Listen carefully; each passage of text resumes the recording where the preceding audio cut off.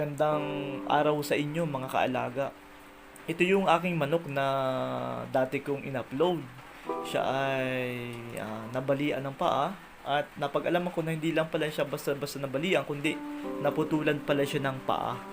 Dahil siya ay pumunta sa piggery ng baboy at dahil doon siya ay naputulan talaga ng paa. Napakasakit ng nangyari dito.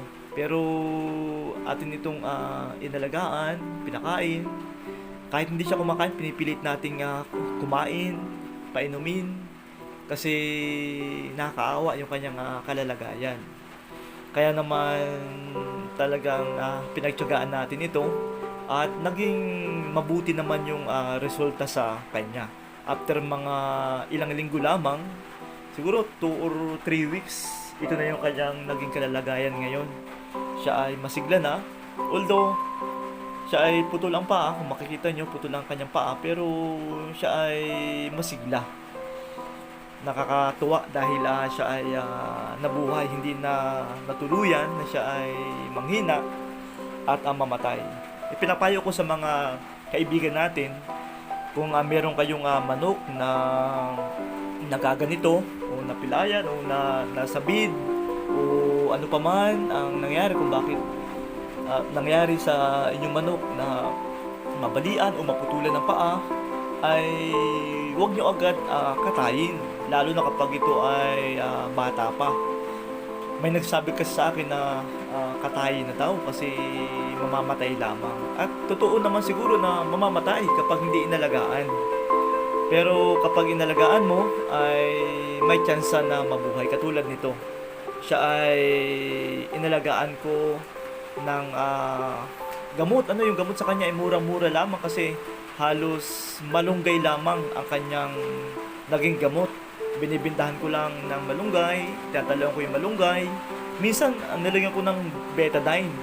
Tapos, pinapakain ko umaga, tanghali, hapon, kasi hindi talaga siya makakain dahil sa sobrang sakit ng kanyang paa. Hindi ko sinunod yung nagsabi sa akin na katayin na daw. Kasi sayang naman. Pero ako kasi ay naaawa.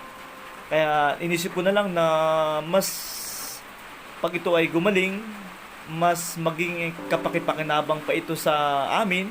Kasi pwede pa siyang mangitlog at pwede pa siyang magkaroon ng mga anak na mas lalong dadami ang mga manok, mas madadagdagan siya. At ito nga siya ngayon, siya ay masigla na. Nasa aming bakuran, ako nga ay natutuwa dahil siya ay, ito kasi yung palatandaan na masigla ang manok.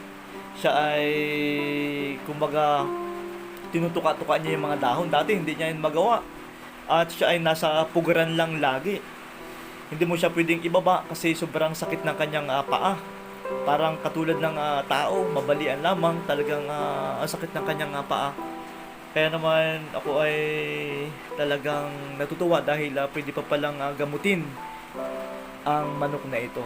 Ang ginagawa ko na lamang ngayon, siya ay binababa ko, pinapakain.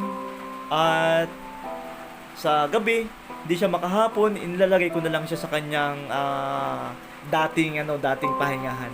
Ito yung kanyang pugaran. God bless.